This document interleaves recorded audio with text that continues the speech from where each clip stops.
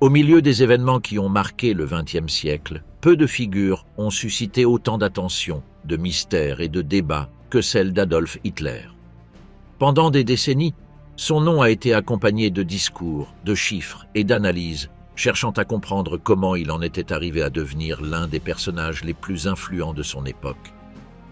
Cependant, au-delà de l'uniforme, de la politique et de la guerre, existait aussi une personne avec des habitudes quotidiennes, des routines particulières, des manies, des contradictions et des secrets enfouis dans sa vie privée. Un homme qui dormait peu et mal, qui entretenait un rapport particulier avec le sucre, qui éprouvait une profonde affection pour les chiens, qui n'a jamais visité personnellement un camp de concentration, qui se maria à un moment décisif de son existence et qui recourait fréquemment à des traitements médicaux et à des médicaments, en croyant ainsi trouver une stabilité au milieu du chaos. Fait 1, Hitler était végétarien, mais pas toujours. Vers la fin de sa vie, Adolf Hitler suivait une alimentation sans viande. On ne sait pas exactement à quel moment, ni pour quelle raison, il a commencé à adopter ce régime, puisque certains témoignages de son alimentation dans les années précédant le conflit mondial le décrivent encore en train de consommer des produits carnés, même en 1937. C'est en 1938 que ses médecins lui imposèrent un régime sans viande. À partir de là, on fit la promotion à la fois de son régime et de son image publique comme personne végétarienne, et dès 1942, il s'identifiait lui-même à ce mode de vie. Des personnes qui l'ont connu de près et savaient ce qu'il mangeait assurent que durant cette période, il abandonna complètement la viande, et selon Albert Speer, qui a travaillé avec lui, il utilisait des récits crus sur la souffrance des animaux à table pour convaincre les autres de ne pas manger de viande. En 2018, une équipe française a analysé un fragment de son crâne et n'a trouvé aucune trace de fibre carnée dans le tartre de ses dents. Certaines interprétations actuelles disent que ce choix alimentaire pouvait être lié à sa santé, à des influences des théories de Wagner ou même comme une réponse émotionnelle au décès de sa nièce, bien que d'autres sources insistent sur le fait que sa motivation principale était la souffrance animale. Il était connu pour rejeter toute maltraitance animale et s'opposait à la vivisection. Un magazine pour enfants en faveur du régime mentionnait que le chef ne consommait pas de viande en raison de son amour pour les animaux et de sa vision générale de la vie, affirmant que même en étant chef du gouvernement, il restait attaché aux animaux qu'il avait eus depuis des années. Ils affirmaient qu'il s'opposait fermement à toute forme de torture animale et qu'il voulait mettre fin à ces pratiques. Un article de 1937 publié dans The New York Times rapportait qu'il était de notoriété publique qu'Hitler ne mangeait pas de viande, ne buvait pas et ne fumait pas. Ses repas consistaient presque toujours en soupe, œufs, légumes et eau gazeuse, bien qu'il goûtât parfois du jambon et du caviar. Dans une autre publication de la même année, il fut mentionné que lors d'un dîner d'État avec Mussolini, il goûta à plusieurs plats contenant de la viande et porta un toast avec du vin mousseux allemand. On décrivait aussi que, dans sa maison de campagne, son chef préparait de multiples recettes sans viande, riches tant en saveurs qu'en présentation. Dans les conversations recueillies par ses proches entre 1941 et 1944, Hitler se qualifiait lui-même de végétarien. Lors d'une de ces réunions, il affirma que le monde du futur serait sans viande. Dans une autre, il refusa un plat à base d'agneau qu'on lui proposait en disant que son régime ne lui permettait pas d'en manger. Joseph Goebbels écrivit aussi dans son journal qu'Hitler croyait que la viande était nuisible aux hommes et qu'il pensait traiter ce sujet après la guerre. Trudel Jung, sa secrétaire à partir de 1942, se souvenait qu'il évitait la viande, même si son cuisinier essayait parfois de le tromper en utilisant de la graisse ou du bouillon animal. Lorsqu'il s'en apercevait, il se mettait en colère et souffrait de douleurs à l'estomac. Plus tard, il n'acceptait que du potage clair et de la purée. Un autre assistant raconta qu'il vit Hitler manger de la viande une seule fois en 5 ans. Sa goûteuse confirma également qu'il ne mangeait jamais de plats contenant de la viande ou du poisson.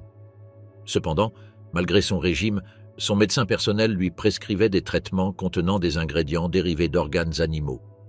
Il y eut aussi des tentatives de présenter son végétarisme comme faisant partie d'une stratégie de propagande plutôt que pour des raisons morales, bien que plusieurs témoins assurent que son comportement privé montrait une réelle préoccupation pour les animaux et qu'il évitait de voir toute scène de cruauté, même dans les films.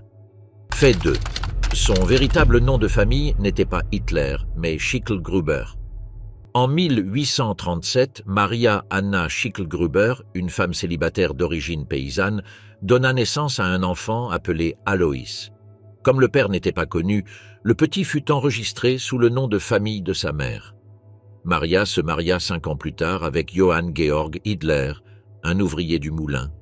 Mais il n'y eut pas de modification légale du nom de l'enfant à ce moment-là. Pendant une grande partie de sa vie, Alois porta le nom de Schicklgruber. Ce ne fut qu'en 1876, alors qu'il avait déjà presque 40 ans, qu'il fut enregistré officiellement comme Hitler à la suite d'une intervention légale qui le reconnaissait comme fils de Johann Georg Hitler. L'inscription officielle eut lieu grâce à l'intervention de 3 personnes, dont un membre de la famille maternelle. Bien que Johann Georg fût déjà décédé, son frère fut l'un de ceux qui signèrent le document devant notaire pour que le changement soit accepté. Par cette procédure, le nom de famille fut modifié dans les registres officiels, et dès lors, Alois utilisa le nouveau nom dans tous ses documents. Cette décision, apparemment triviale, aurait des répercussions historiques que personne ne pouvait prévoir à ce moment-là. La raison du choix du nom Hitler reste sujette à débat. Il a été suggéré qu'il pouvait s'agir d'une variante du nom Hitler, déjà présent dans la famille du beau-père. D'autres sources expliquent qu'il était courant dans cette région que les noms changent légèrement d'orthographe selon la personne qui les enregistrait, et qu'à cette époque, il n'existait pas de règles strictes concernant l'orthographe des patronymes. Par conséquent, on ne peut pas affirmer avec certitude s'il s'agissait d'une erreur de transcription ou d'un choix délibéré. Lorsque Alois Hitler eut des enfants, ceux-ci portèrent automatiquement le nom qui figurait déjà dans les registres officiels. Adolphe, né en 1889, reçut ainsi le nom de Hitler dès sa naissance, bien qu'en réalité, ce nom n'exista pas légalement dans la famille avant 1876. Techniquement, si le changement n'avait pas eu lieu, Adolphe se serait appelé Adolf Schicklgruber, et toute sa carrière politique ainsi que sa figure publique auraient été connues sous ce nom. C'est un détail que certains historiens considèrent curieux lorsqu'ils analysent comment certains facteurs apparemment mineurs peuvent avoir des conséquences inattendues dans l'avenir. Dans certains registres scolaires de la jeunesse d'Adolphe, on trouve des erreurs ou des variations dans l'orthographe de son nom, telles que Hitler ou Hitler, ce qui reflète qu'encore à l'époque de ses études, l'orthographe du nom n'était pas complètement stabilisée. Quoi qu'il en soit, le nom Hitler fut celui qui prévalut finalement et celui qui resta associé à sa figure publique. Il n'existe pas de preuve qu'Adolphe se soit senti honteux du nom original de son père ou qu'il ait tenté de le cacher, bien qu'il n'ait jamais fait de référence publique à ce passé. Dans certains milieux, comme les mémoires de proches, on rapporte que le nom Schicklgruber était considéré comme rustique, voire comique, ce qui aurait pu rendre difficile le développement d'une image politique forte s'il avait été conservé. Ainsi, le changement de nom légal effectué par son père marqua la lignée familiale dès lors. Bien que ce ne fut pas un fait très commenté à l'époque, le nouveau nom devint finalement l'un des plus reconnus et des plus redoutés du XXe siècle, chose que l'on pouvait difficilement imaginer lorsque l'officier de l'état civil écrivit Hitler pour la première fois en 1876. Fait 3, il voulut être artiste mais fut refusé par une école d'art. En 1907, un jeune homme de 18 ans, passionné de peinture et de dessin, arriva à Vienne avec la ferme intention d'entrer à l'Académie des Beaux-Arts. Il avait déjà abandonné les études scolaires à Linz, où ses résultats avaient été irréguliers et où ses intérêts s'étaient tournés vers l'architecture, le dessin et la peinture. Bien qu'il manifestât de la confiance en son talent artistique, il apportait avec lui seulement quelques œuvres à présenter comme échantillon pour l'examen d'admission. Lorsqu'il présenta sa demande pour entrer à l'académie, les examinateurs observèrent ses dessins avec attention, mais le rejetèrent sans hésiter. Même si sa technique n'était pas complètement déficiente, les juges soulignèrent qu'il manquait d'imagination et d'originalité, des aspects considérés comme fondamentaux pour progresser dans une carrière artistique. La décision le prit par surprise. L'année suivante, il se représenta avec de nouvelles œuvres, mais fut de nouveau écarté. À cette occasion, on lui recommanda même de chercher une école d'architecture, puisque certains de ses travaux montraient une aptitude à représenter des bâtiments, mais pas des personnes ni des scènes vivantes. Malgré le rejet, il décida de rester à Vienne, nourrissant encore l'espoir que, par ses efforts, il pourrait parvenir à une carrière dans le monde de l'art. Il vivait d'une petite pension qu'il recevait après la mort de sa mère et, en partie, de la vente de cartes postales peintes par lui-même. Il copiait également des paysages de livres et les vendait à des commerçants ou à des touristes. Cependant, ses revenus étaient limités et, avec le temps, sa situation économique devint de plus en plus précaire. Pendant ces années à Vienne, sa vie fut errante. Il passait ses journées dans les bibliothèques, lisant des ouvrages sur l'histoire, l'architecture et la politique, tandis que, le soir, il dormait dans des pensions bon marché ou des refuges pour indigents. Ses vêtements étaient négligés et son apparence générale reflétait la détérioration provoquée par le rejet académique, la pauvreté et la frustration personnelle. Sans formation technique ni soutien institutionnel, ses tentatives de vivre de l'art ne dépassaient pas la simple subsistance. Il n'existe aucune trace qu'il ait tenté d'entrer dans une autre institution artistique après le deuxième échec à l'académie. Cet épisode de sa jeunesse laissa une marque importante dans sa biographie. Certains témoins de son entourage rappelaient qu'il parlait fréquemment de sa déception vis-à-vis de l'académie et de la manière dont la bureaucratie et l'élitisme artistique avaient fermé les portes à ceux qui n'avaient pas d'influence ni de titre. Bien qu'il n'ait jamais complètement abandonné son intérêt pour la peinture, sa carrière d'artiste ne démarra jamais et fut remplacée par d'autres ambitions qui grandissaient avec le temps, en particulier son implication dans les débats politiques et sociaux, alimenté par les lectures qu'il faisait pendant son séjour à Vienne.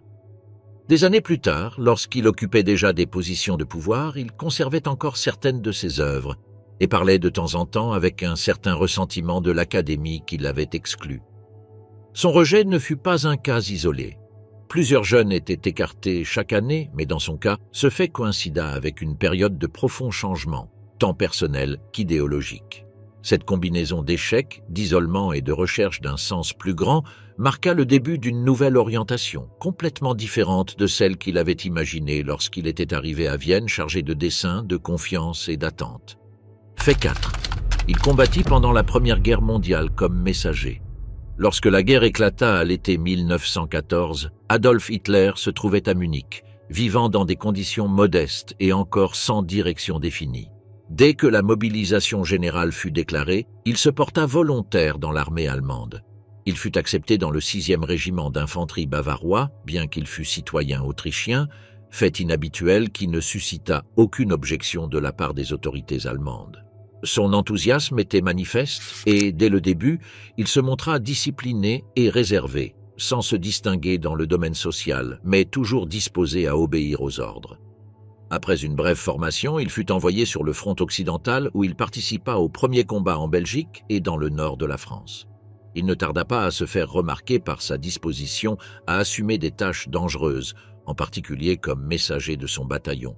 Cette mission consistait à transporter des ordres de l'arrière jusqu'aux positions avancées, en traversant des zones exposées au feu ennemi. Bien qu'il ne s'agit pas d'une fonction de combat directe, elle impliquait un risque élevé, car il fallait se déplacer à pied à travers des terrains découverts sous des bombardements ou des tirs constants. Hitler l'accomplissait régulièrement et sans hésitation, ce qui fut reconnu par ses supérieurs. Au cours du conflit, il fut blessé à 2 reprises. La première eut lieu en 1916, lorsqu'il fut touché à la jambe par un éclat d'obus pendant la bataille de la Somme. Il fut transféré dans un hôpital à Berlin et reçut une décoration pour sa conduite. Il retourna au front après plusieurs mois de convalescence. En 1918, il subit une seconde blessure, cette fois causée par une attaque au gaz moutarde dans les environs d'Ypres. L'exposition lui provoqua des problèmes de vue et il fut évacué dans un hôpital à Peswok, où il se trouvait lorsqu'arriva la nouvelle de l'armistice en novembre de cette même année. Pendant toute la guerre, il resta dans le même régiment et ne dépassa pas le grade de caporal, chose peu courante étant donné son temps de service et les mentions honorifiques qu'il reçut. Il fut décoré de la Croix de fer de 2e classe en 1915 et, plus tard, de celle de 1re classe en 1918, une distinction rare pour quelqu'un de son rang. Certains historiens ont souligné que son comportement individuel était plus apprécié par les officiers que ses relations avec les autres soldats. En fait, beaucoup de ses camarades se souvenaient de lui comme d'un homme solitaire, silencieux et à l'écart, sans tisser de liens solides au sein du peloton. La guerre eut un effet durable sur sa manière de voir le monde. Bien qu'il ne se distinguât pas par des opinions politiques définies avant le conflit, ses expériences dans les tranchées et sa désillusion face à l'issue de la guerre marquèrent un tournant. À l'hôpital, en apprenant la nouvelle de la reddition, il exprima un mélange d'incrédulité, de colère et de sentiment de trahison. Cet épisode fut le point de départ de sa haine envers les politiciens qui avaient signé l'armistice et, plus tard, envers les mouvements qu'il rendit responsables de l'effondrement allemand. Pour lui, la défaite ne provenait pas d'une infériorité militaire, mais d'un coup de poignard dans le dos venu de l'intérieur. Ce récit qu'il adopta dès la fin du conflit devint, des années plus tard, l'une des idées centrales de ses discours politiques. Son passage par la guerre, loin d'être un épisode passager, fut le noyau formateur de son identité future. Bien qu'il eût commencé comme volontaire enthousiaste, il termina comme un survivant désabusé, marqué par la perte et convaincu qu'il devait exister un moyen de restaurer l'honneur de l'Allemagne à tout prix. Fait 5. Pendant près de 7 ans, Hitler fut apatride sans citoyenneté. Au début de 1925, Adolf Hitler décida de renoncer formellement à sa nationalité autrichienne. La demande fut acceptée en avril de cette même année, ce qui fit qu'il cessa d'être affilié à tout État. À partir de ce moment, sa situation légale resta dans un vide complet. Il n'était citoyen ni de l'Autriche ni de l'Allemagne. Techniquement, il devint apatride. Dès lors, pendant près de 7 ans, il vécut et agit politiquement en Allemagne sans posséder de nationalité reconnue. Durant cette période, il tenta à plusieurs reprises d'obtenir la citoyenneté allemande, mais tous les efforts échouèrent. Il y eut des tentatives documentées dans différentes régions, comme à Hildburghausen ou dans l'État de Thuringe. Cependant, dans tous les cas, des obstacles juridiques ou une résistance politique locale se dressèrent. Aucune de ces tentatives n'aboutit. La situation changea en février de 1932, lorsque les dirigeants du Parti national-socialiste avaient déjà de l'influence dans certains États allemands. À Brunswick, un petit État régional, le parti avait obtenu une position forte au sein du gouvernement local. Grâce à cette position, un mécanisme fut organisé pour résoudre la situation de Hitler. Le 25 février de cette année, il reçut un poste de fonctionnaire du gouvernement de l'État de Brunswick dans sa délégation à Berlin. Cette fonction publique lui accorda automatiquement la citoyenneté de l'État et avec elle, la citoyenneté allemande au niveau national. La procédure fut une voie légale valide, bien que clairement motivée politiquement. À partir de ce moment, Hitler devint officiellement citoyen allemand.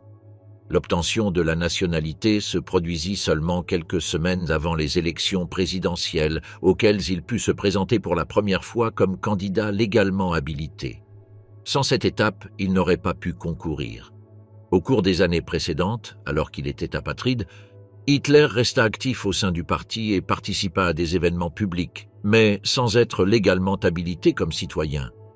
Cette condition ne l'empêcha pas d'agir, mais limita sa capacité à occuper des postes officiels ou à se présenter aux élections. La solution de 1932 supprima cette barrière juste à temps pour faciliter sa prochaine étape politique. L'histoire de ces années sans citoyenneté ne fut pas largement connue du public à l'époque, mais elle constitua un détail clé qui fit une différence décisive dans son ascension. Ce fut une situation exceptionnelle pour quelqu'un qui, quelques mois plus tard, allait occuper la position la plus élevée du pays. Fait 6, la rumeur était vraie, mais seulement en partie. Hitler souffrait de cryptorchidie. L'une des rumeurs les plus répandues au sujet d'Hitler, peut-être la plus caricaturale de toutes, est qu'il n'avait qu'un seul testicule. Pendant la Seconde Guerre mondiale, cette idée devint une partie du folklore britannique et elle fut même transformée en chanson. Les soldats alliés défilaient au rythme de la colonelle Bogey March en entonnant avec moquerie « Hitler a seulement un ballon ». Ce qui paraissait être une plaisanterie de propagande finit par révéler, des décennies plus tard, une base médicale réelle, bien que pas exactement comme on le croyait. En 1923, après le coup d'État manqué qu'il organisa à Munich, Hitler fut incarcéré dans la prison de Landsberg, en Bavière. Là, le 12 novembre, le médecin de la prison, Joseph Brinsteiner, lui fit un examen physique de routine. Le résultat fut consigné dans un rapport officiel où il est indiqué que le prisonnier numéro 45, Adolf Hitler, jouissait d'une bonne santé générale, mais souffrait de ce qu'on appelle une cryptorchidie du côté droit, c'est-à-dire qu'un de ses testicules n'était pas descendu dans le scrotum. Cette constatation fut confirmée par l'historien Peter Fleischmann, qui enquêta et rassembla des documents originaux de l'époque dans son livre Hitler comme prisonnier à Landsberg am Lech, 1923-24. Le rapport médical faisait partie d'un lot de 500 documents rendus publics seulement en 2010, après être restés cachés plus de 8 décennies. Ces archives furent saisies par le gouvernement allemand avant d'être mises aux enchères, et elles sont aujourd'hui conservées comme matériel historique. Bien que ce fait confirme qu'Hitler n'avait qu'un seul testicule fonctionnel, il discrédite également une autre théorie qui circulait, celle qui affirmait qu'il l'avait perdu durant la Première Guerre mondiale à la suite d'une blessure de grenade. Le rapport médical de 1923, antérieur à ces versions, démontre que sa condition était congénitale et non due au combat. Ce qui est le plus curieux, c'est que ce détail intime, d'abord utilisé pour le ridiculiser, finit par susciter un intérêt presque morbide dans les années suivantes. Pour des raisons évidentes, aucun biographe sérieux n'a centré son analyse sur cet aspect. Cependant, ce qui semblait être un simple ragot vulgaire s'avéra avoir un fondement documentaire et médical. De plus, le rapport médical ne fut pas le seul élément intéressant découvert à propos de son séjour en prison. Fleischmann constata qu'Hitler bénéficia d'un traitement privilégié durant son incarcération. On l'appelait « Monsieur ». Il recevait de la nourriture spéciale préparée hors de la cuisine de la prison, et c'est là qu'il écrivit son livre « Mein Kampf ». Sa cellule était confortable, ses visites nombreuses, plus de 330 personnes, et il mena même une brève grève de la faim au début. Mais tout cela, bien que pertinent, reste secondaire face au fait qui confirme que le mythe du testicule unique possède, du moins, une base réelle. Fait 7. Le médecin personnel de Hitler l'a transformé en consommateur habituel de drogue. Dans les dernières années de la guerre, lorsque le Troisième Reich commençait à se fissurer, Adolf Hitler n'était déjà plus le même homme que celui qui avait déclenché le conflit en 1939. Bien qu'il continue à se présenter publiquement comme le chef ferme et incontestable du peuple allemand, dans l'intimité de son bunker et devant le petit cercle de ses collaborateurs les plus proches, sa détérioration physique et mentale devenait de plus en plus évidente. L'un des éléments les plus frappants qui explique ce déclin fut sa profonde dépendance aux médicaments, administrés régulièrement par son médecin personnel, le docteur Theodor Morell. Ce qui avait commencé comme une routine médicale supposément inoffensive s'est transformé en un cocktail quotidien complexe et dangereux de substances chimiques qui altéraient son corps et son esprit. Morell lui administrait régulièrement des vitamines, des suppléments hormonaux, des stimulants, des calmants, des laxatifs et d'autres préparations. À première vue, beaucoup de ces médicaments semblaient inoffensifs, mais pris ensemble et avec une telle fréquence, ils représentaient une véritable bombe à retardement pour n'importe quel organisme. À mesure que la situation militaire empirait, l'anxiété du Führer augmentait également, ce qui le poussait à réclamer avec plus d'insistance ses doses quotidiennes, comprenant des injections intraveineuses de préparation à base d'extraits animaux et de composés tels que le glucose, la caféine, des euphorisants et des dérivés de la morphine. L'un des épisodes les plus marquants eut lieu en septembre 1944, lorsque Hitler tomba malade, souffrant de fortes douleurs à l'estomac. Au lieu de consulter d'autres médecins du régime, il se fia exclusivement à Morell, qui lui administra un mélange de médications antibactériennes, d'extraits animaux et d'injections revitalisantes. Bien que sa santé s'améliorât un temps, les tremblements de sa main gauche, ses difficultés à marcher, son regard de plus en plus absent, devinrent impossibles à ignorer pour ses proches. Albert Speer et d'autres membres de son cercle de confiance remarquèrent que son comportement devenait erratique, marqué par des changements d'humeur soudains, des moments d'euphorie sans raison, suivis de périodes d'irritabilité extrême, ce qui compliquait même les réunions militaires. Le journal de Morell lui-même documente minutieusement les substances administrées. Parmi elles figurait le pervitin, une méthamphétamine largement utilisée par l'armée allemande qui, dans le cas de Hitler, servait à combattre la fatigue, et le caudal, un dérivé opioïde qui calmait la douleur mais provoquait une dépendance. À cela s'ajoutaient des traitements à base d'hormones animales et d'extraits de testicules, censés lui redonner de la vigueur physique, ainsi que des produits pour soulager sa constipation chronique, devenue une préoccupation quotidienne dans le bunker. L'effet cumulatif de toutes ces substances fut dévastateur. Hitler paraissait de plus en plus déconnecté de la réalité, incapable de prendre des décisions cohérentes et obsédé par des trahisons imaginaires. Malgré les conseils de certains collaborateurs, il ne remplaça jamais Morel. La confiance aveugle qu'il lui accorda, même lorsque ses méthodes étaient remises en question par d'autres médecins nazis, scella définitivement sa dépendance et marqua de façon irréversible sa décadence finale. Fait 8, le plaisir coupable d'Hitler, son addiction excessive au sucre. Loin de l'ascétisme sévère avec lequel beaucoup ont tenté d'envelopper sa figure, Adolf Hitler développa une relation malsaine avec le sucre, qui contredit frontalement l'image d'autodiscipline qu'il promouvait lui-même. Son obsession pour les sucreries fut plus qu'une simple préférence. Elle se transforma en une addiction manifeste et constante qui s'accentua au fur et à mesure que sa santé physique et mentale commençait à se détériorer avec les années.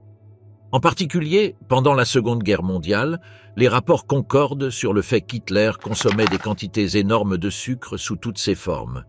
Gâteaux et tartes, biscuits, chocolats et confiseries qu'il exigeait d'avoir toujours à portée de main, quel que soit le contexte ou les recommandations médicales qui tentaient de le restreindre. Le médecin personnel d'Hitler, le docteur Theodor Morel, reconnaissait avec frustration que son patient était pratiquement insatiable lorsqu'il s'agissait de sucreries. Morel, qui supervisait quotidiennement son alimentation et son régime médicamenteux, avertissait que le sucre, ajouté au cocktail de médicaments, injections et pilules administrées à une fréquence alarmante, non seulement contredisait les principes de santé que le Führer prétendait défendre, mais altérait dangereusement sa stabilité émotionnelle et digestive. La dépendance d'Hitler à ce type d'aliments croissait parallèlement à son isolement du monde réel, de plus en plus enfermé dans son bunker, de plus en plus déconnecté de ses généraux et de la réalité militaire. Il trouvait dans le sucre une soupape de réconfort enfantine qui, bien qu'apparemment triviale, reflétait fidèlement son état psychologique. Les témoins de son entourage proche décrivent des scènes insolites. Alors que les villes allemandes étaient bombardées et que des millions de personnes mouraient sur le front oriental, Hitler pouvait passer ses après-midi à dévorer des gâteaux à la crème, des biscuits sucrés ou des assiettes remplies de fruits au sirop, tout en interrompant sa litanie monotone par des commentaires sur le délice du goût sucré. Même dans des moments cruciaux de décision militaire, il demandait à être accompagné de plateaux de sucreries, ce qui laissait fréquemment perplexes diplomates, collaborateurs ou visiteurs, incapables de comprendre comment quelqu'un d'aussi obsédé par le contrôle pouvait montrer une telle dépendance à une faiblesse si basique. Ce qui est le plus frappant, c'est que cette inclination n'était pas un simple caprice. Elle faisait partie d'une routine obsessionnelle. Hitler pouvait passer des heures sans consommer d'aliments solides, mais exigeait invariablement café avec crème et sucre, gâteaux, tablettes de chocolat et bonbons industriels. Selon les registres médicaux, la consommation de sucre d'Hitler dépassait de loin les niveaux considérés comme sûrs et son pancréas ainsi que son appareil digestif furent affectés vers la fin de la guerre, moment où ses niveaux d'énergie étaient déjà stimulés artificiellement par du glucose intraveineux et d'autres substances excitantes. Loin d'être un détail anecdotique, son addiction au sucre révèle une facette plus profonde et troublante de sa personnalité, cette dissonance entre le mythe construit par lui-même et ses habitudes intimes les plus pathétiques. L'homme qui prônait la pureté, la force et le sacrifice était, dans l'intimité, un dépendant au sucre, un adulte infantile ayant besoin de gâteaux autant que du pouvoir absolu. Fait 9, la paradoxe d'un étranger à la tête du pouvoir, le symbole caché derrière l'origine non allemande de Hitler. Peu d'ironiques de l'histoire sont aussi profondes et symboliquement puissantes que celle-ci. L'homme qui incarna le nationalisme allemand le plus extrême, celui qui construisit un régime basé sur la pureté ethnique et sur la fierté germanique, n'est même pas né en Allemagne. Pendant des années, cela n'était pas un secret, mais il fut délibérément ignoré par des millions d'Allemands et son poids symbolique fut rarement reconnu publiquement. Cependant, pour beaucoup en dehors de l'Allemagne et pour les analystes postérieurs, la nationalité originale d'Hitler représente une anomalie à la fois inconfortable et révélatrice. Comment un étranger a-t-il pu devenir le leader absolu du pays dont il prêchait la suprématie raciale ? L'impact culturel de ce fait ne réside pas dans sa simple constatation légale, mais dans tout ce qu'il représente. L'Allemagne, humiliée après la Première Guerre mondiale, traversait une crise d'identité et cherchait désespérément une figure capable de restaurer sa fierté perdue. Que ce rôle soit assumé par un homme né dans un autre pays n'a pas été perçu comme une contradiction, mais comme quelque chose d'irrélevant au milieu de la ferveur politique. Mais cette omission en dit beaucoup plus qu'il n'y paraît. La nationalité légale d'Hitler fut complètement subordonnée au mythe qu'il sut lui-même construire. Le Führer n'était ni autrichien, ni allemand, ni bavarois. Il était une incarnation idéalisée d'un peuple qu'il façonna lui-même avec ses discours, ses symboles et sa rhétorique. Historiquement, cette situation démontre le pouvoir immense que peut avoir la propagande pour reconfigurer la perception collective. Les Allemands n'avaient pas besoin qu'Hitler soit techniquement allemand pour le voir comme le rédempteur de leur nation. Et au-delà du côté pratique, sa citoyenneté tardive, son passé austro-hongrois, ses années apatrides, l'important est que son origine fût absorbée, silencée ou réinterprétée pour s'intégrer dans le récit national.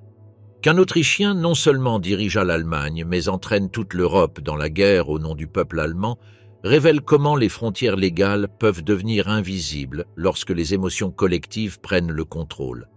Même dans le domaine culturel, cette contradiction a été explorée maintes fois. Écrivains, historiens et cinéastes ont souligné la paradoxe selon laquelle l'architecte d'une idéologie d'exclusion et de pureté raciale était, au sens strict, un étranger. En Autriche, son lieu de naissance, cette relation fut source d'inconfort pendant des décennies, avec des monuments retirés, des plaques modifiées et une mémoire publique marquée par le besoin de se dissocier de sa figure.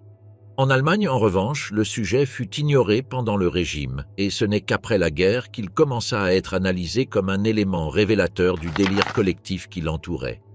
En fin de compte, plus qu'un simple fait biographique, le fait qu'Hitler ne fût pas allemand est devenu un symbole. La preuve de la manière dont l'idéologie peut surpasser la réalité, de la façon dont un peuple désespéré peut projeter son identité sur quelqu'un d'extérieur et de la manière dont l'histoire ne suit pas toujours la logique des passeports mais celle des mythes. Fait 10. Sa haine absolue du tabac, le Führer qui lança la première grande campagne anti-tabac du XXe siècle. Pendant sa jeunesse, Adolf Hitler était un fumeur invétéré, consommant entre 25 et 40 cigarettes par jour. Cependant, à un moment précoce de sa carrière politique, il abandonna cette habitude, déclarant qu'il s'agissait d'une dépense inutile. À partir de ce moment, il développa un rejet profond et obsessionnel du tabac, au point de transformer cette aversion en un élément actif de ses politiques sociales et de santé publique. Dans ses cercles intimes, il critiquait sévèrement ceux qui fumaient, même lorsqu'il s'agissait de personnes clés au sein du régime nazi, comme sa compagne Eva Braun ou Hermann Göring lui-même. À une occasion, il se fâcha parce qu'une statue représentant Göring en train de fumer un cigare avait été commandée. Hitler voyait le fait de fumer non seulement comme une faiblesse personnelle, mais aussi comme un symbole de décadence morale. Il décrivait le tabac comme la colère des peaux rouges contre l'homme blanc, en vengeance pour leur avoir donné des alcools forts, et déplorait la perte de soldats précieux à cause de l'empoisonnement par le tabac. Cette répulsion dépassait le domaine personnel. En pleine Seconde Guerre mondiale, le 2 mars 1942, il déclara que permettre aux soldats de fumer avait été une erreur de leadership et promit d'interdire la consommation de tabac dans l'armée une fois la guerre terminée. Il considérait qu'aucun soldat ne devait dépendre des cigarettes pour fonctionner. La campagne anti-tabac qu'il promut dans l'Allemagne nazie fut, paradoxalement, l'une des plus avancées du monde à son époque. Hitler fut le premier chef d'État moderne à se positionner ouvertement contre la cigarette. Il soutint des politiques de restriction publicitaire pour les entreprises de tabac, des augmentations fiscales sur le tabac et des interdictions de fumer dans les espaces publics tels que les hôpitaux, les bus et les lieux de travail. Son régime finança également des études médicales reliant le tabagisme au cancer du poumon et à d'autres maladies, dont beaucoup devancèrent de plusieurs décennies les conclusions médicales d'autres pays. Parallèlement, des campagnes furent centrées sur les femmes. Depuis le bureau de politique raciale du parti nazi, on avertissait que les femmes fumeuses étaient moins attirantes, plus sujettes au vieillissement prématuré et de mauvaises candidates pour être mères. On affirmait même que la nicotine passait dans le lait maternel, ce qui fut par la suite confirmé par des études scientifiques. L'hygiéniste raciale Martin Stemmler, ainsi que la docteure Agnès Blum, soutenaient que les femmes enceintes fumeuses avaient des taux plus élevés d'avortement et d'accouchement d'enfants morts. Ces préoccupations s'alignaient avec l'obsession du régime pour maximiser la fertilité des femmes allemandes. Bien que sa motivation pour combattre le tabagisme provenait d'une combinaison de croyances personnelles, d'eugénisme et de propagande idéologique, il reste significatif que Hitler ait posé les bases de ce qui, plusieurs décennies plus tard, deviendrait des politiques de santé publique courantes dans une grande partie du monde. Dans un contexte où fumer était encore symbole de modernité et de virilité, la position radicalement anti-tabac du dictateur contrastait avec la culture de son époque et finit par influencer même les discours sanitaires ultérieurs. Fait 11. Hitler a survécu à plus de 40 tentatives d'assassinat. Au cours de son mandat, Adolf Hitler a été l'objet d'un nombre impressionnant de complots contre sa vie. Divers rapports issus des archives militaires, de documents de renseignement et de mémoires des personnes impliquées recensent plus de 40 tentatives, certaines sérieuses, d'autres maladroites ou avortées à la dernière minute, pour l'assassiner. Ce niveau de menace constant révèle non seulement le degré d'opposition existant au sein même du Reich, mais aussi la perception que l'éliminer pourrait bouleverser radicalement le cours de la guerre et du régime nazi. L'une des premières tentatives sérieuses eut lieu dès 1939, lorsque Georg Elser, un charpentier souabe, plaça une bombe à retardement dans la brasserie Burger Breukeler de Munich, où Hitler prononçait chaque année un discours commémoratif du putsch raté de 1923. L'explosion se produisit comme prévu, mais Hitler avait quitté les lieux 13 minutes plus tôt en raison d'un changement d'horaire imprévu. L'explosion tua 8 personnes, et en blessa des dizaines d'autres, mais la cible échappa indemne. Elser fut capturé la même nuit et, après des années de détention, exécuté à Dachau en 1945, peu avant la fin du régime. Cependant, le complot le plus connu fut celui du 20 juillet 1944. Ce jour-là, le colonel Klaus von Stauffenberg réussit à placer une mallette piégée dans la salle de conférence du quartier général de Hitler, le fameux Nid du Loup en Prusse orientale. Le plan consistait à faire exploser l'engin, éliminer Hitler et lancer l'opération Valkyrie, une prise de pouvoir par l'armée régulière visant à évincer les SS et démanteler la dictature nazie. L'explosion eut lieu, mais Hitler survécut avec des blessures légères, principalement parce que la mallette avait été déplacée derrière un pied de table en chêne massif qui absorba une partie de l'impact. Cet attentat raté déclencha une répression brutale. Des centaines d'officiers, politiciens, avocats, religieux et civils furent arrêtés, torturés et exécutés. L'appareil répressif fut encore renforcé et Hitler, convaincu de la trahison même au sein de ses propres rangs, sombra dans une paranoïa encore plus profonde. Il commença à avoir des ennemis partout, renforça les mesures de sécurité à des niveaux extrêmes et resserra encore davantage son cercle de confiance. Ces réunions devinrent plus brèves, aléatoires et imprévisibles et étaient rarement annoncées à l'avance. Mais au-delà de l'impact immédiat, l'existence d'autant de tentatives d'assassinat et l'ampleur du complot du 20 juillet révèlent un élément souvent passé sous silence. En Allemagne, même au sein de l'armée et du parti nazi, il existait une résistance active. Ces conspirateurs n'étaient ni communistes ni agents alliés. C'étaient des Allemands conservateurs, nationalistes et même des membres de l'aristocratie militaire qui croyaient qu'Hitler entraînait le pays vers une destruction totale. Le fait qu'Hitler ait survécu à tant de tentatives renforça son sentiment d'invulnérabilité. Selon les témoignages de son entourage proche, il en vint à se convaincre qu'une main divine le protégeait, alimentant ainsi son délire messianique et son mépris pour les conseils de ses généraux qu'il considérait déjà comme faibles ou déloyaux. Dans l'imaginaire nazi, Hitler commença à représenter un symbole presque surnaturel, consolidant encore davantage son autorité auprès de ceux qui croyaient encore en lui. Ainsi, il ne s'agissait pas seulement de tentatives d'assassinat échouées, mais d'événements ayant profondément altéré la structure du pouvoir nazi. Renforcer la répression interne, affaibli la confiance au sein de l'armée et contribué à consolider le culte de la personnalité d'Hitler, même lorsque le Troisième Reich commençait à s'effondrer. Fait 12. Un mariage sous les ruines, le dernier mariage de Hitler et Eva Braun. Dans la nuit du 28 au 29 avril 1945, dans le bunker étroit et souterrain de la chancellerie du Reich, alors que Berlin brûlait sous le feu soviétique et que les forces du Troisième Reich s'effondraient sur tous les fronts, Adolf Hitler prit une décision que personne dans son entourage le plus proche n'avait anticipée: se marier avec Eva Braun. À ce moment-là, tout était perdu. L'armée rouge se trouvait déjà à quelques centaines de mètres de son refuge. Pourtant, au milieu de ce désastre total, Hitler décida d'accomplir un geste profondément personnel et symbolique qui révéla pour beaucoup la combinaison de contrôle théâtral, de besoins émotionnels et de narcissisme qui marquait ses derniers actes. Bien qu'il ait entretenu une relation informelle avec Eva Braun pendant près de 15 ans, il n'avait jamais rendu leur lien public ni permis qu'ils se formalisent de quelque manière que ce soit. Ce n'est qu'à ce moment final, face à la certitude de la défaite et de la mort, qu'il accepta de le faire. La cérémonie fut intime et rapide. Dans l'une des salles du bunker décorée de manière improvisée fut célébré le mariage civil. Un fonctionnaire du régime, Walter Wagner, fut convoqué en urgence pour enregistrer l'union et demander aux deux témoins, Goebbels et Bormann, de signer. L'atmosphère ne pouvait être plus éloignée d'un mariage traditionnel. L'endroit sentait le carburant et l'humidité, les plafonds vibraient sous les bombardements proches et les participants savaient qu'ils mourraient probablement dans quelques heures ou jours. Pourtant, Hitler semblait déterminé à respecter le protocole du mariage, insistant même pour qu'Eva déclare expressément qu'elle n'avait aucune ascendance juive, comme l'exigeait la législation nazie.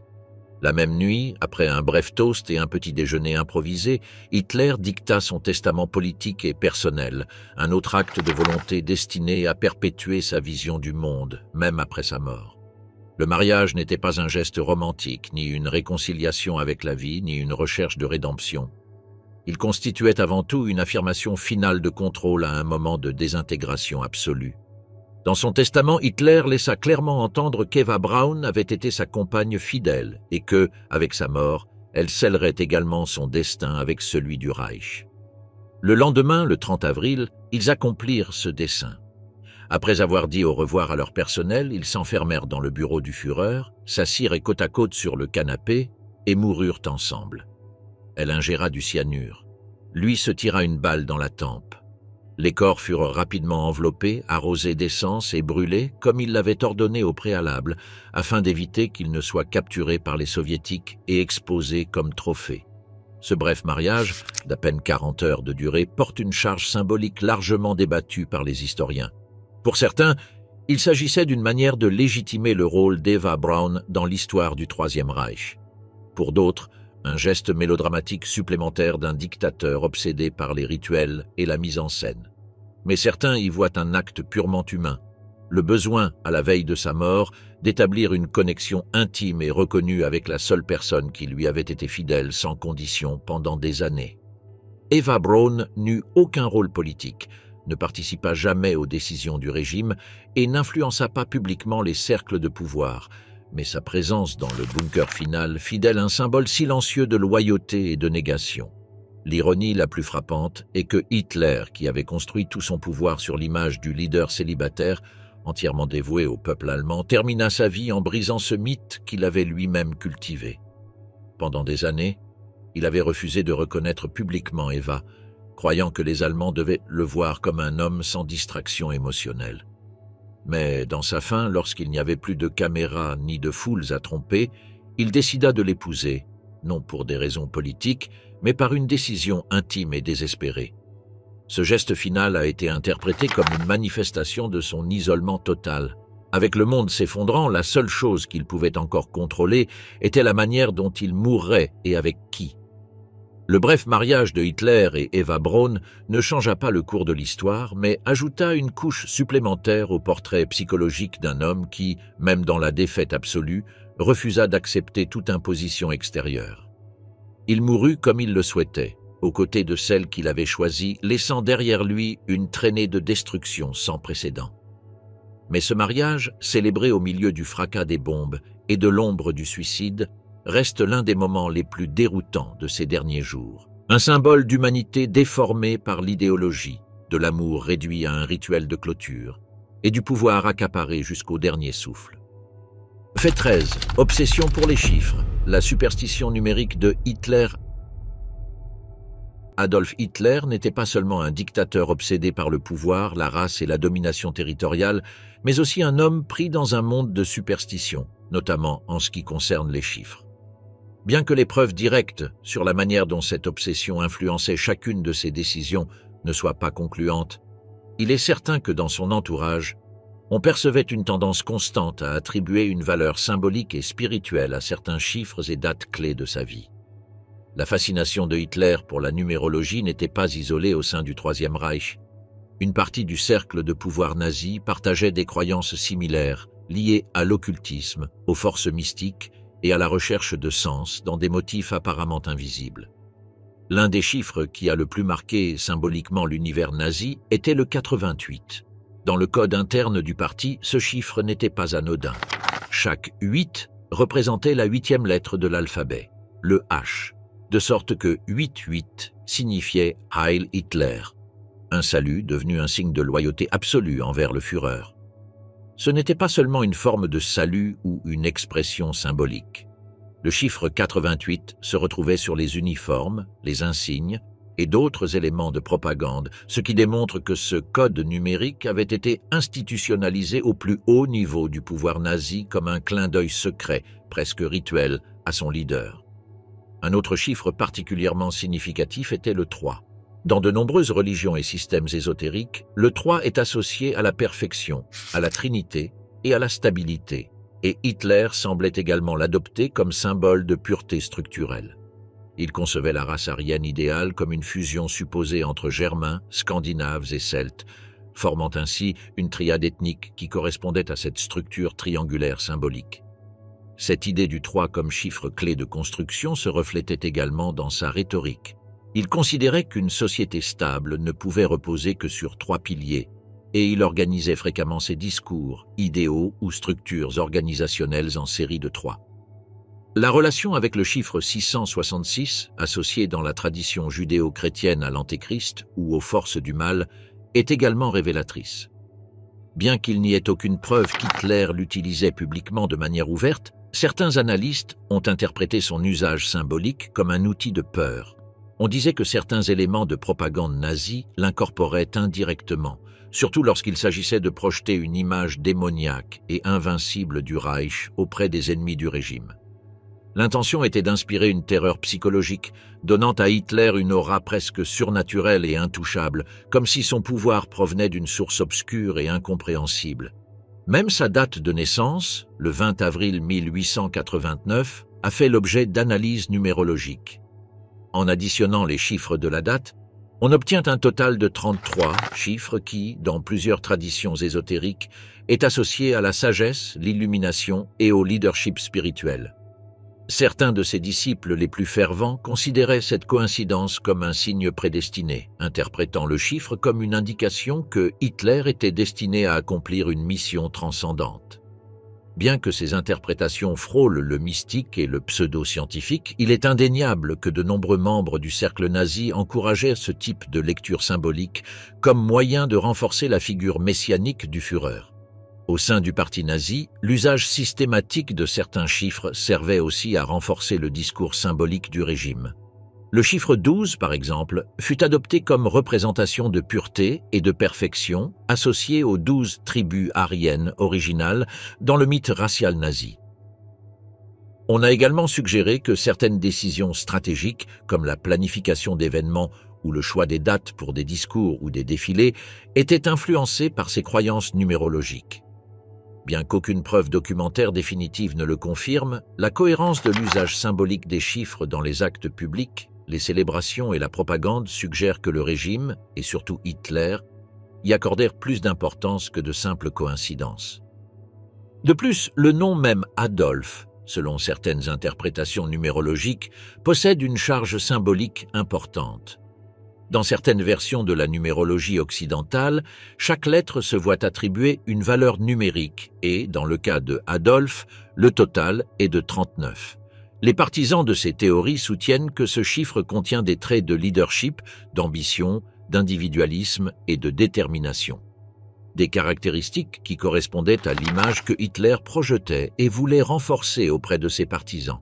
Cet ensemble d'obsessions et d'associations entre chiffres, symboles et concepts ésotériques ne peut être dissocié de la structure idéologique du Troisième Reich. Le besoin de justifier des actions irrationnelles ou immorales par des éléments symboliques n'était pas seulement une stratégie de manipulation externe, mais aussi une tentative interne de donner une cohérence spirituelle à un projet profondément violent et totalitaire. En d'autres termes, la superstition numérique n'était pas un simple caprice, mais faisait partie du mécanisme qui maintenait vivante la narration mystique du régime. Il est cependant crucial de souligner que tous ces éléments manquent de fondement scientifique et relèvent du domaine de la pseudoscience. La numérologie n'a aucune validité empirique pour expliquer le comportement humain, mais dans le cas du nazisme, son usage a servi d'outil idéologique pour renforcer le fanatisme. Dans ce contexte, la superstition liée aux chiffres fut moins une croyance personnelle qu'un composant fonctionnel de l'appareil de propagande nazi. Une manière d'enrober de mystère, de grandeur et de destin inévitable les décisions d'un régime obsédé par le contrôle symbolique et psychologique des masses. Fait 14. Il a vécu comme sans-abri à Vienne. Entre 1909 et 1913, Adolf Hitler a traversé une période de sa vie profondément marquée par la pauvreté et la marginalisation sociale dans la ville de Vienne. Bien qu'il ait plus tard tenté d'adoucir ou même de déformer ces années dans ses récits autobiographiques, la réalité documentée par des biographes comme Jan Kershaw, Joachim Fest ou Volker Ulrich montre qu'Hitler a passé plusieurs hivers à dormir dans des foyers municipaux pour sans-abri, comme celui de Meidling, et survivait grâce à la vente de cartes postales peintes par lui-même. Son rêve de devenir un artiste reconnu avait été brisé après avoir été refusé 2 fois par l'Académie des Beaux-Arts de Vienne, et ce coup n'a pas seulement interrompu son aspiration professionnelle, mais l'a aussi entraîné dans une spirale de frustration, de ressentiment et d'isolement. Pendant ces années, Hitler n'avait pas d'emploi stable, ni de revenus fixes, ni de contacts influents. Il passait une grande partie de ses journées dans des bibliothèques publiques ou dans des cafés, lisant les journaux, développant des idées politiques et artistiques, ou simplement observant la vie sociale d'une ville à la fois cosmopolite et inégalitaire. La Vienne de l'Empire austro-hongrois était un creuset de tensions nationales, sociales et culturelles. Coexistaient là des Allemands, des Tchèques, des Juifs, des Hongrois, des Slaves et d'autres groupes dans une ville de grande richesse artistique, mais également de profondes divisions de classe et de nationalité. C'est dans ce contexte qu'Hitler a commencé à développer une vision du monde déformé. Son antisémitisme s'est intensifié, tout comme son mépris pour le marxisme et la démocratie libérale, et il a forgé une idée romantique du nationalisme germanique. Néanmoins, il convient de souligner qu'au cours de cette période, il ne participait activement à aucun mouvement politique. Il absorbait simplement des influences, beaucoup provenant de pamphlets antisémites ou d'auteurs radicaux comme Lanz von Liebenfels ou Karl Lueger, le maire de Vienne, qui avaient su exploiter l'antisémitisme comme arme politique. La contradiction résidait dans le fait qu'Hitler, qui vivait du soutien du système d'assistance publique et parfois de la charité de certains juifs viennois, commençait à cultiver une haine qui, des années plus tard, le transformerait en l'un des bourreaux les plus impitoyables de ce même groupe. Des années plus tard, déjà chancelier d'Allemagne, Hitler parlait rarement de son passage à Vienne, et lorsqu'il le faisait, c'était pour présenter cette période comme une étape austère, presque mystique. Cependant, dans les faits, ces années n'étaient rien d'autre qu'une lutte constante pour survivre sans toit et avec l'humiliation quotidienne de ne pas avoir atteint le succès artistique qu'il désirait tant. C'est dans ces foyers froids, avec des vêtements usés et sous une profonde sensation d'échec qu'a commencé à se former un personnage qui, loin de céder devant l'adversité, nourrissait une rancune malsaine qu'il canaliserait plus tard sur la scène politique allemande. Cette période ne l'a pas seulement formé idéologiquement, mais a aussi façonné sa personnalité. Il est devenu plus solitaire, plus méfiant, plus obsédé par l'idée d'une mission personnelle et par la haine comme moteur du changement. Beaucoup d'historiens s'accordent à dire que sans ces années de pauvreté absolue à Vienne, il est probable qu'Hitler ne se serait jamais radicalisé au point qu'il l'a fait.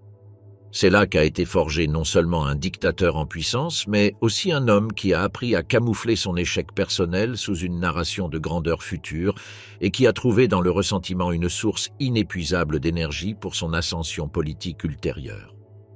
Fait 15. La haine systématique d'Hitler envers les homosexuels.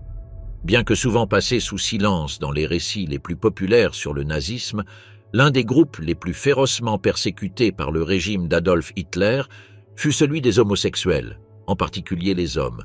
Cette persécution n'était pas un phénomène isolé ni motivé uniquement par des préjugés personnels, mais constituait une politique d'État parfaitement conçue, exécutée avec brutalité et justifiée par des arguments pseudo-scientifiques et légaux. Hitler ne se contentait pas de partager les idées les plus rétrogrades sur l'homosexualité. Il transforma son mépris en un outil répressif qui affecta la vie de dizaines de milliers de personnes, surtout pendant les années du Troisième Reich. Bien avant que les nazis n'arrivent au pouvoir, l'Allemagne disposait déjà d'un article dans le Code pénal, le numéro 175, qui criminalisait les relations sexuelles entre hommes. Bien que cet article limitât déjà les droits des personnes LGBT+, des mouvements apparurent durant la République de Weimar pour demander son abolition, comme le comité scientifique humanitaire fondé par le sexologue Magnus Hirschfeld. Berlin, dans les années 1920, devint une ville vibrante et relativement ouverte en matière de visibilité homosexuelle. Cafés, clubs, publications, institutions scientifiques et militants défendaient la dépénalisation de l'homosexualité et promouvaient la reconnaissance de la diversité sexuelle. Mais l'arrivée d'Hitler au pouvoir en 1933 détruisit ce mouvement florissant. Non seulement elle freina l'avancée vers la tolérance, mais elle durcit la législation existante et transforma l'article 175 en instrument de terreur. Les nazis ne se contentèrent pas d'appliquer la loi. Ils la réformèrent pour permettre la persécution de tout contact entre hommes, même sans acte sexuel consommé. Selon des estimations, environ 100 000 hommes furent arrêtés sous cette loi, et entre 5 000 et 15 000 finirent dans des camps de concentration. Là, ils étaient identifiés par un triangle rose cousu sur l'uniforme, un signe qui les rendait cibles de torture, humiliation et expérimentation médicale. Le cas de Friedrich Paul von Grossheim n'est qu'un exemple parmi des milliers. Arrêté à plusieurs reprises, il fut contraint de subir une castration pour obtenir sa liberté. D'autres furent utilisés comme cobayes, forcés de se guérir par des thérapies inhumaines ou simplement assassinés. Dans les camps, les homosexuels subissaient la violence non seulement des gardiens nazis, mais aussi d'autres prisonniers, encouragés par une hiérarchisation de la souffrance qui plaçait les porteurs du triangle rose au bas de l'échelle. La haine d'Hitler envers les homosexuels ne se limitait pas à un préjugé personnel. Elle s'inscrivait dans sa vision raciste et eugéniste du monde. Il considérait l'homosexualité comme une menace à la reproduction de la race aryenne et comme un élément corrupteur de la moralité allemande. Dans ce cadre, aucune manifestation de diversité affective ou sexuelle n'avait de place car elle était perçue comme une décadence. La situation la plus paradoxale fut que, au sein même du parti nazi, il existait des membres homosexuels qui furent purgés lorsqu'ils ne servaient plus, comme Ernst Röhm, leader des SA, assassiné lors de la nuit des longs couteaux en 1934. Sa sexualité fut utilisée par Hitler pour justifier son exécution, illustrant comment l'homophobie pouvait servir d'excuse politique même contre d'anciens alliés. Le régime nazi détruisit toute l'infrastructure du mouvement homosexuel antérieur. En mai 1933, l'Institut de recherche sexuelle fut pillé et ses livres brûlés sur la place de l'Opéra. Magnus Hirschfeld se trouvait à l'étranger et ne revint jamais. Il mourut en exil. Avec lui, disparut l'une des principales voix scientifiques défendant l'homosexualité comme une variante naturelle de la condition humaine. À partir de ce moment, toute trace de tolérance fut effacée Et ceux qui avaient participé à cet activisme naissant durent se cacher, se marier de force ou fuir. Même après la fin de la guerre, l'Allemagne ne reconnut pas les homosexuels comme victimes du nazisme. Ils ne reçurent ni compensation ni hommage pendant des décennies. L'article 175 resta en vigueur jusqu'en 1994, et ce n'est que récemment que cette injustice historique a commencé à être partiellement réparée. Pendant ce temps, le triangle rose qui les identifiait comme ennemis du Reich a été réapproprié comme symbole de fierté et de mémoire par les communautés LGBT+, rappelant que la haine institutionnalisée non seulement tue, mais réduit au silence pendant des générations ceux qui osent être différents dans le pire moment de l'histoire. Fait 16. L'étrange admiration d'Hitler pour Disney et Blanche-Neige. Malgré l'image sombre et impitoyable qui entoure le dictateur allemand, l'un des détails les plus surprenants et apparemment contradictoires de sa vie personnelle est sa profonde fascination pour l'univers Disney. Cette curiosité, qui pourrait sembler un simple fait anecdotique, prend une importance particulière lorsqu'on considère le contexte idéologique et politique qui a défini sa vie publique. L'intérêt d'Hitler pour les films d'animation, en particulier pour Blanche-Neige et les Sept Nains, est documenté par des croquis retrouvés parmi ses effets personnels, où l'on voit qu'il avait lui-même dessiné des personnages du film, ce qui indique une passion véritable et personnelle pour cette production. Les témoignages de son entourage indiquent que le film, sorti par Walt Disney en 1937, faisait partie de ses favoris. Cette animation pionnière ne se contentait pas de le divertir, elle l'inspirait aussi artistiquement, ce qui correspond à son goût connu pour le dessin. Bien qu'une grande partie de son œuvre picturale précédente se concentrait sur les paysages et l'architecture, ce type d'intérêt pour l'animation et les personnages de contes pour enfants révèle une facette inhabituelle de sa personnalité, apparemment déconnectée de la brutalité et de la froideur avec lesquelles il agissait dans le domaine politique et militaire. Le détail prend une dimension plus profonde lorsqu'on considère la place de Disney dans la culture américaine, que Hitler méprisait publiquement dans de nombreux discours. Cependant, son attrait pour ce type d'expression artistique américaine montre une dissonance entre ses préférences privées et son discours idéologique. Ce n'est pas un cas isolé parmi les dictateurs aux doubles standards esthétiques, mais cela reste l'un des aspects les plus déconcertants de sa personnalité. Malgré son aversion publique pour ce qu'il considérait comme la dégénérescence culturelle de l'ennemi occidental, il semblait, dans l'intimité de sa vie personnelle, trouver du plaisir dans une histoire enfantine fondée sur des valeurs simples de bonté et de justice. L'admiration pour Disney met également en évidence son besoin d'évasion face à la tension constante qu'il vivait en tant que figure publique.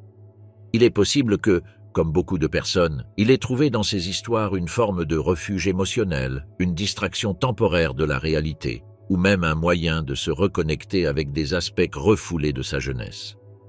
Fait 17. Il n'a jamais visité un camp de concentration, ni par curiosité, ni par supervision. Bien qu'étant le dirigeant suprême du Troisième Reich et le responsable ultime du système des camps de concentration, Adolf Hitler n'a jamais mis les pieds dans l'un d'eux. Cette affirmation ne repose pas seulement sur l'absence totale de documents ou de photographies attestant d'une visite, mais aussi sur l'analyse de son style de leadership, de ses priorités politiques et des tensions internes de l'appareil nazi.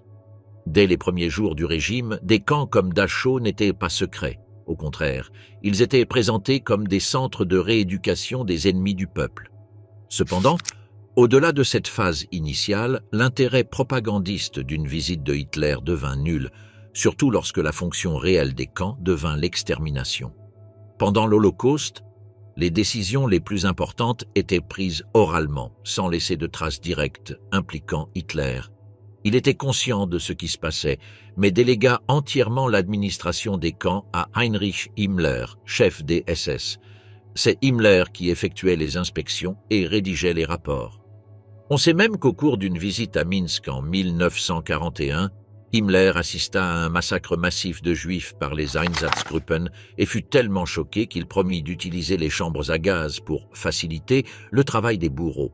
De plus, Hitler était notoirement réticent à effectuer des inspections sur le terrain militaire, de sorte qu'il n'y avait aucune raison pour qu'il se rende dans des camps considérés comme territoire des SS, surtout lorsque les différentes factions internes du Troisième Reich rivalisaient pour le contrôle et recherchaient la validation de leur leader. Une visite de sa part aurait signifié un geste de soutien politique envers l'une de ces factions, ce qu'il évitait systématiquement pour ne pas perturber l'équilibre délicat du pouvoir.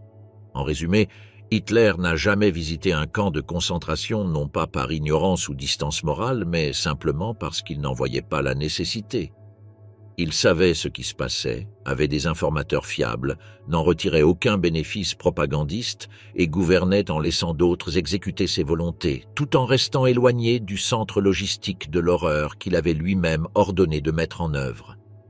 Une distance confortable qui ne l'exonérait pas de responsabilité, mais qui lui évitait le contact direct avec la machine de mort. Fait 18. Le sperme de taureau. L'étrange supplément que Hitler recevait pour augmenter sa virilité. Durant les dernières années du Troisième Reich, Adolf Hitler reçut une série de traitements peu conventionnels de la part de son médecin personnel, Theodor Gilbert Morel, un personnage controversé qui gagna la confiance totale du dictateur depuis qu'il le soigna avec succès d'un malaise gastrique en 1936. À partir de ce jour, Morel devint une figure omniprésente à ses côtés, malgré les avertissements des généraux et hauts officiers qui le considéraient comme un charlatan. Parmi les multiples substances que Morel administrait régulièrement à Hitler, l'une des plus frappantes était une formule destinée supposément à renforcer sa puissance sexuelle.